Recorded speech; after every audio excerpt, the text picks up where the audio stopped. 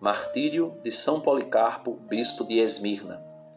A Igreja de Deus que vive como estrangeira em Esmirna, para a Igreja de Deus que vive como estrangeira em Filomélio, e para todas as comunidades da Santa Igreja Católica que vivem como estrangeiras em todos os lugares.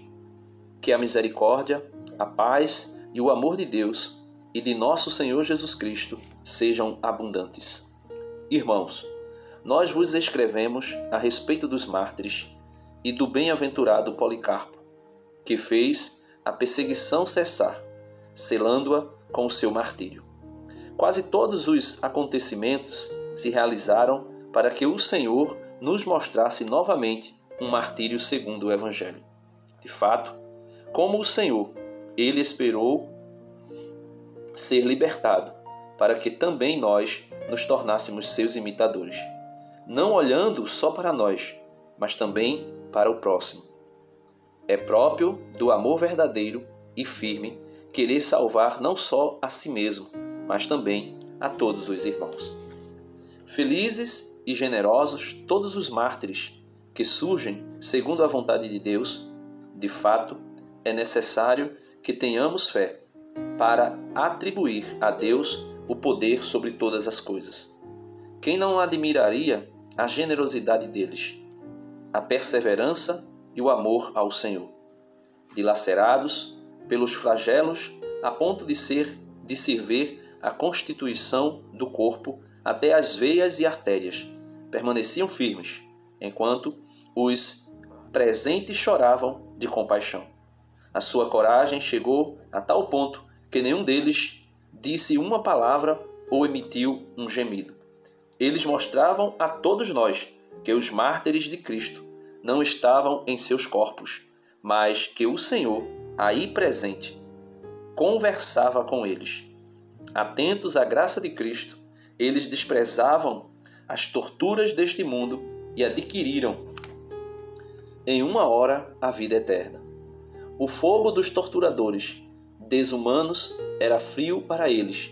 De fato, tinham diante dos olhos escapar do fogo eterno que jamais se extingue. Com os olhos do coração, olhavam os bens reservados à perseverança, bens que o ouvido não ouviu, nem os olhos viu, nem o coração do homem sonhou, mostrados pelo Senhor àqueles que não eram mais homens, mas que já eram anjos.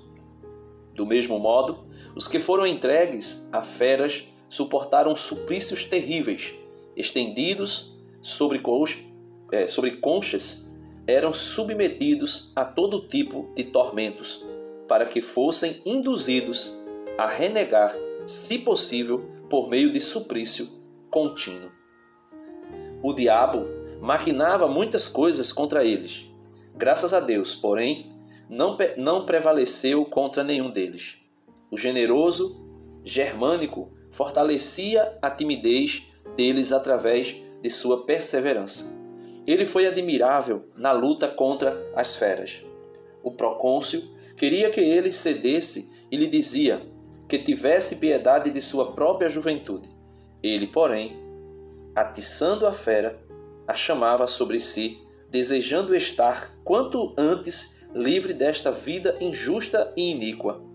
Então, a multidão toda, admirada diante da coragem da piedosa e crente geração dos cristãos, gritou: abaixo os ateus, trazei Policarpo. Um dentre eles, chamado Quinto, frigiu recentemente, vindo da Frígia. Ficou apavorado à vista das feras. Era ele que havia forçado a si mesmo e a outros a comparecerem ao tribunal. O procônsul, através de muita insistência, conseguiu persuadi-lo a jurar e sacrificar. Por isso, irmãos, não louvamos aqueles que se apresentam espontaneamente para o martírio, pois não é isso que o Evangelho ensina. Quanto a Policarpo, ele, inicialmente, não se perturbou ao ouvir isso, mas quis permanecer na cidade. A maioria, porém, o persuadiu a se afastar. Então ele se refugiou numa propriedade pequena, não longe da cidade, e passou o tempo com poucos companheiros. Noite e dia, ele não fazia senão rezar por todos e por todas as igrejas do mundo, como era seu costume. Rezando, ele teve uma visão. 3 dias antes de o prenderem, viu seu travesseiro queimado pelo fogo. Voltando-se para os seus companheiros, disse: devo ser queimado vivo. Como persistia em procurá-lo, transferiu-se para outra pequena propriedade, e logo chegaram os que o procuravam. Não o encontrando, prenderam 2 pequenos escravos, e um deles, torturado, confessou. Era-lhe de fato impossível permanecer escondido, porque até mesmo os de sua casa o traíam.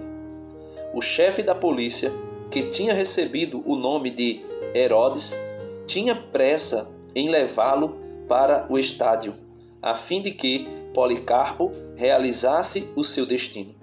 Entretanto, em comunhão com Cristo, enquanto aqueles que o tinham entregue recebesse o castigo do próprio Judas. Numa sexta-feira, pela hora da ceia, guardas e cavaleiros armados, como de costume, tomaram consigo o escravo e partiram, como se estivesse perseguindo um bandido. Chegando pela noite, encontraram-o deitado num pequeno quarto do piso superior. Ele podia ainda fugir, daí para outro lugar, mas não quis e disse: seja feita a vontade de Deus. Ouvindo que tinham chegado, ele desceu e conversou com eles, que ficaram espantados com a sua idade veneranda, com a sua calma e com tanta preocupação por capturar um homem tão velho. Ele imediatamente mandou que lhe dessem de comer e beber à vontade, e pediu que lhe concedessem uma hora para rezar tranquilamente. E lhe concederam. Então ele de pé começou a rezar, tão repleto da graça de Deus, que por 2 horas ninguém podia interrompê-lo. Os que o ouviam ficaram espantados, e muitos se arrependeram de ter vindo prender um velho tão santo. Quando por fim terminou de rezar, lembrou-se de todos aqueles que tinham conhecido, pequenos e grandes, ilustres ou obscuros, e de toda a Igreja Católica espalhada por toda a terra. Chegando a hora de partir,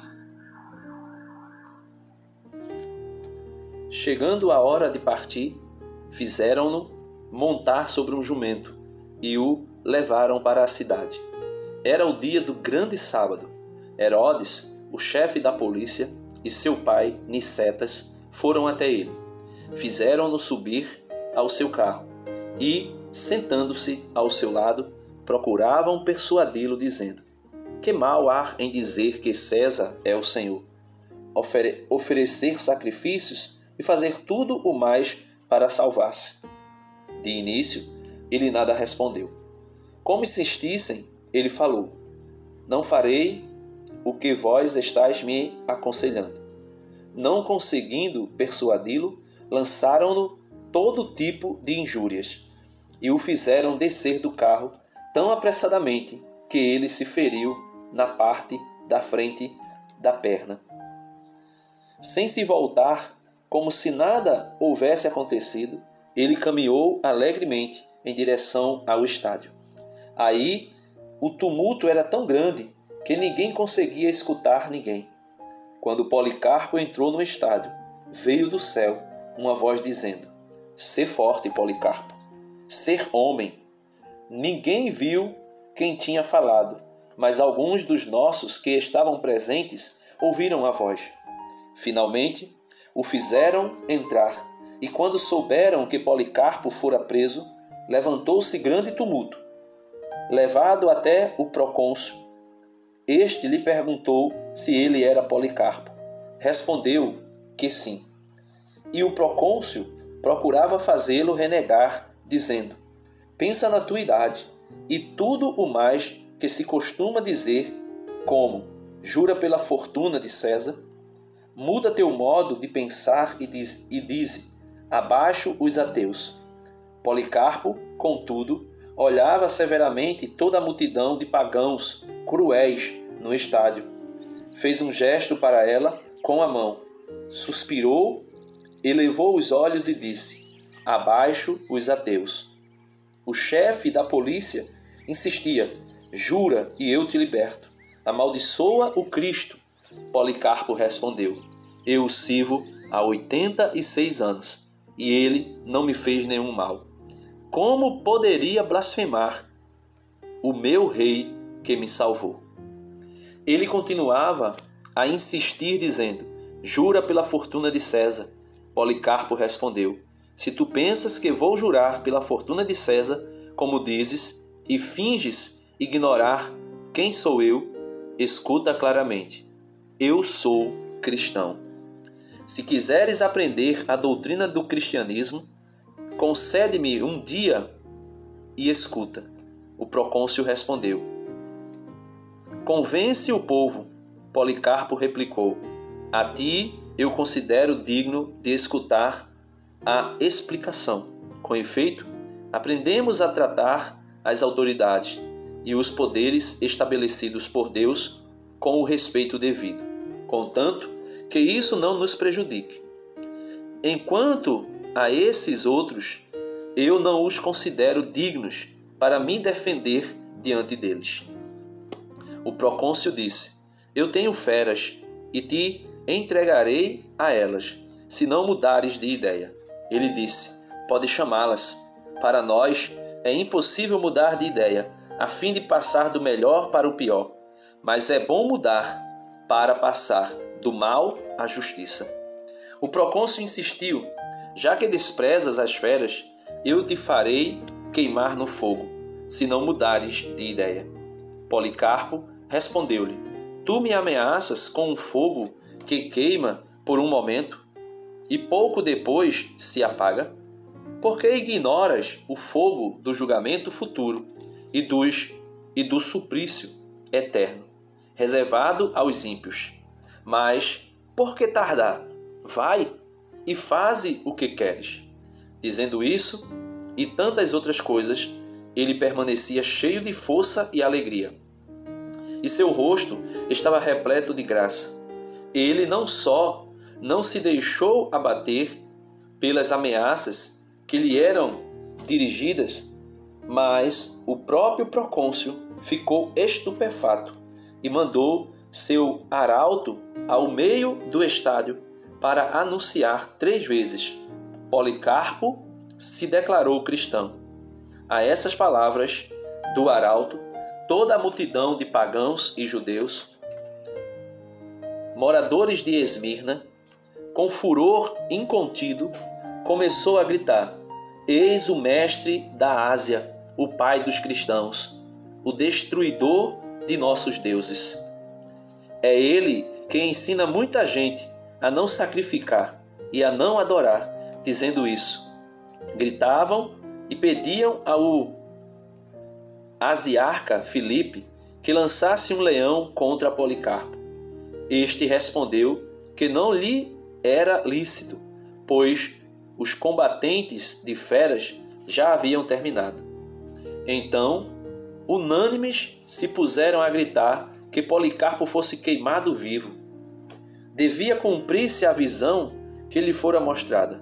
Enquanto rezava, ele tinha visto o travesseiro pegando fogo e dissera profeticamente aos fiéis que estavam com ele: devo ser queimado vivo.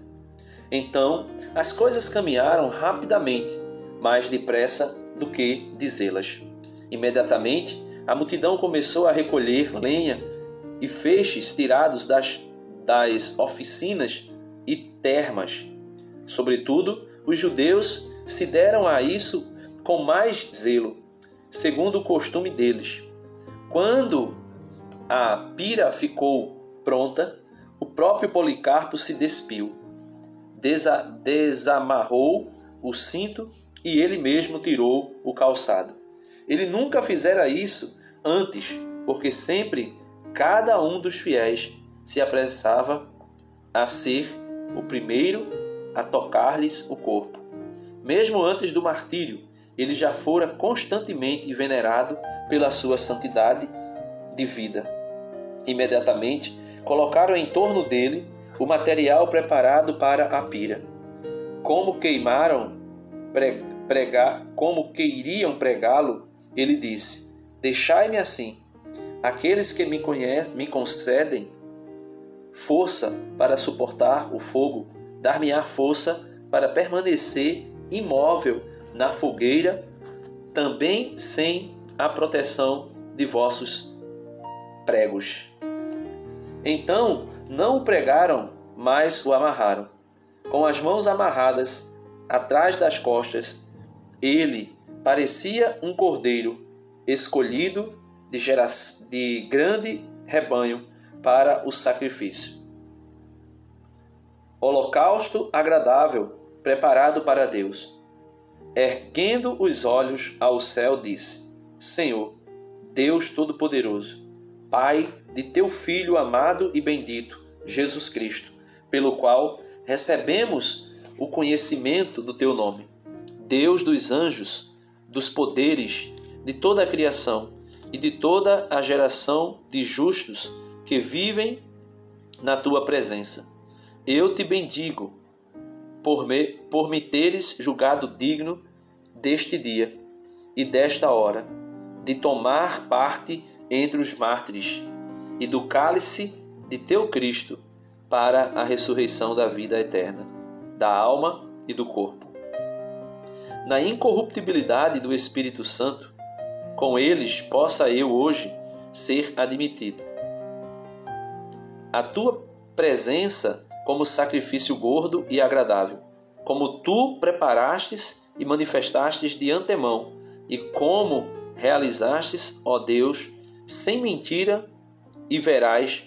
Por isso e por todas as outras coisas, eu te louvo, te bendigo, te glorifico, pelo eterno e celestial sacerdote Jesus Cristo, teu Filho amado, pelo qual seja dada a glória a ti, com ele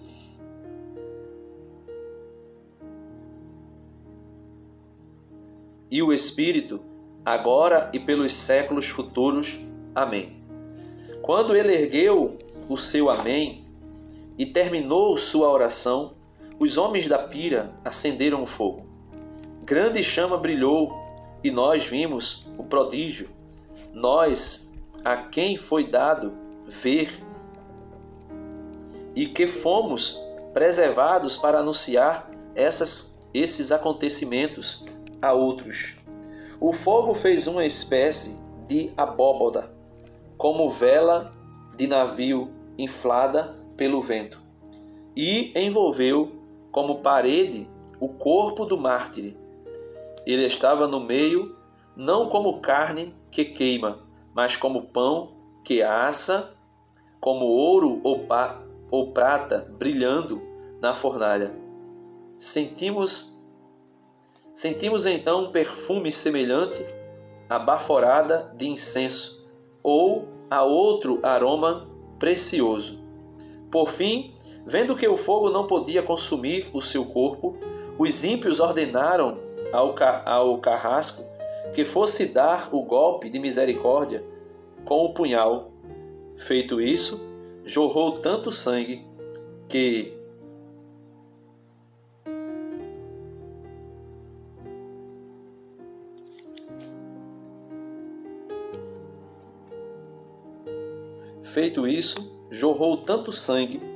que apagou o fogo. Toda a multidão admirou-se de ver tão grande diferença entre os incrédulos e os eleitos. Entre estes, o admirável Marte Policarpo, que foi, em nossos dias, mestre apostólico e profético, o bispo da Igreja Católica de Esmirna. Toda palavra que saiu de sua boca se cumpriu e se cumprirá. Contudo, o invejoso, o perverso e o mau, o adversário da geração dos justos, vendo a grandeza do seu testemunho e de sua vida irrepreensível desde o início, vendo ornado com a coroa da incorruptibilidade e conquistando uma recompensa incontestável, procurou impedir-nos de levar o corpo, embora muitos de nós o desejassem fazer e possuir sua carne santa. Ele sugeriu a Nicetas, pai de Herodes e irmão de Alce, que procurasse o magistrado a fim de que ele não nos entregasse o corpo. Ele disse: não aconteça que eles, abandonando o crucificado, passem a cultuar esse aí. Dizia essas coisas por sugestão insistente dos judeus, que nos tinham vigiado quando queríamos retirar o corpo de Policarpo do fogo.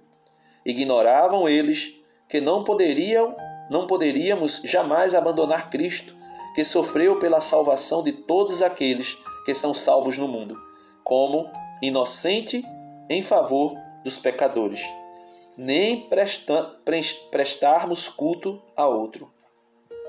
Nós o adoramos porque é o Filho de Deus. Quanto aos mártires, nós os amamos justamente como discípulos e imitadores do Senhor. Por causa da incomparável devoção que tinham para com seu rei e mestre, pudéssemos nós também ser seus companheiros e codiscípulos. Vendo a rixa suscitada pelos judeus, o centurião colocou o corpo no meio e o fez queimar, como era costume. Desse modo, pudemos mais tarde recolher seus ossos, mais preciosos do que pedras preciosas e mais valiosos do que o ouro, para colocá-los em lugar conveniente. Quando possível, é aí que o Senhor nos permitirá reunir-nos na alegria e acontecimento para celebrar o aniversário de seu martírio, em memória daqueles que combateram antes de nós, e para exercitar e preparar aqueles que deverão combater no futuro. Essa é a história do bem-aventurado Policarpo de Esmirna, que foi, juntamente com os irmãos de Filadélfia, o 12º a sofrer o martírio em Esmirna. Contudo, apenas dele se guarda a lembrança mais do que dos outros, a ponto de até os próprios pagãos falarem dele por toda parte. Ele foi não apenas mestre célebre, mas também mártir eminente, cujo martírio, segundo o Evangelho de Cristo, todos desejam imitar.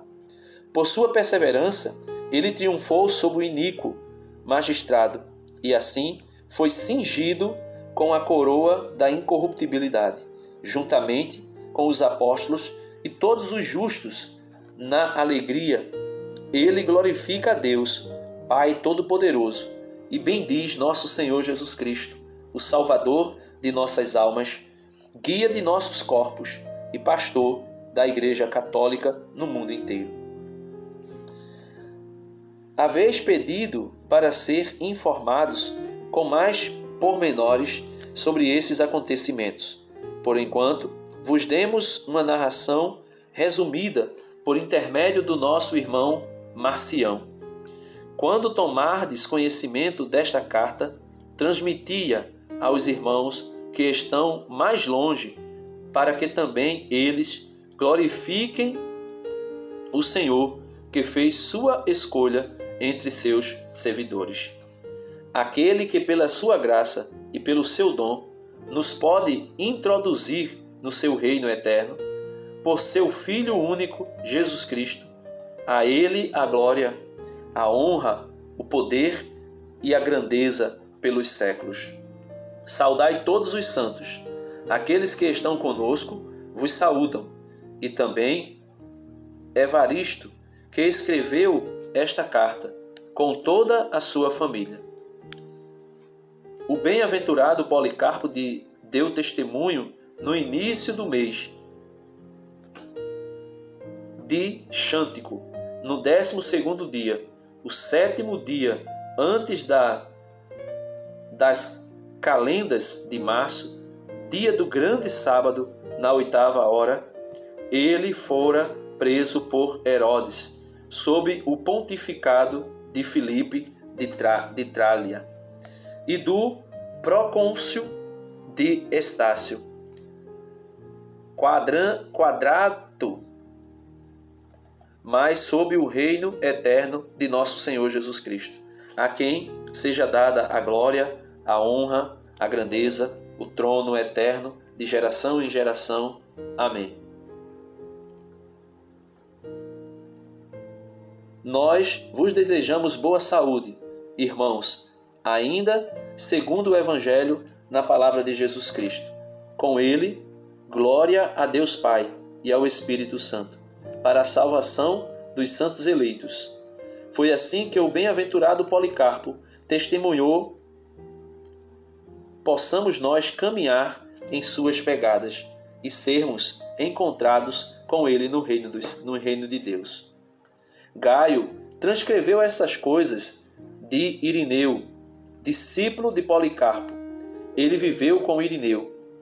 Eu, Sócrates, as copiei em Coríntio, da cópia de Gaio.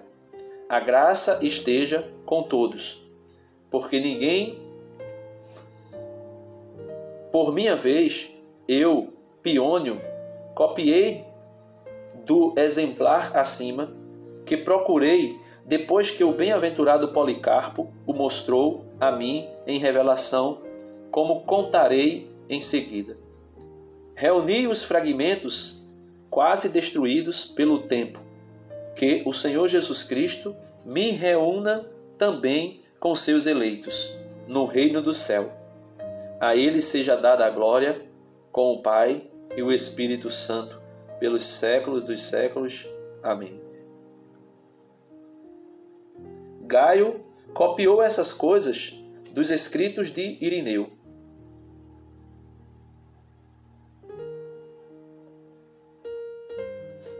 Ele viveu com Irineu, que foi discípulo de São Policarpo.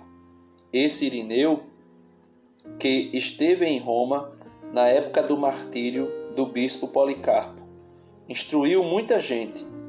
Temos dele numerosos escritos, muito belos e ortodoxos. Ele mencionou Policarpo, dizendo que tinha sido discípulo dele.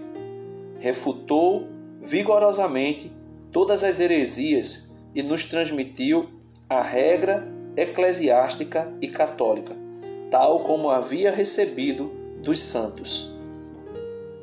Ele diz também o seguinte: Marcião, do qual provém aqueles que se chamam marcionitas, certo dia, indo ao encontro de São Policarpo, lhes diz: Reconhece-nos, Policarpo? Este respondeu a Marcião: Eu reconheço o primogênito de Satanás. Lê-se também o seguinte nos escritos de Irineu: No dia e na hora em que Policarpo sofria o martírio em Esmirna, Irineu, encontrando-se em Roma, ouviu uma voz parecida com trombeta que dizia: Policarpo foi martirizado. Como foi dito, é dos escritos de Irineu que Gaio copiou essas coisas. Em Coríntio, Isócrates transcreveu da cópia de Gaio, e eu, Piônio, copiei do exemplo de Isócrates, que procurei depois de uma revelação de São Policarpo. Reuni os fragmentos quase destruídos pelo tempo, que o Senhor Jesus Cristo me reúna também com seus eleitos, na glória do céu. A Ele seja dada a glória com o Pai e o Espírito Santo, pelos séculos dos séculos. Amém. Este foi o relato do martírio de São Policarpo, bispo de Esmirna. Amém.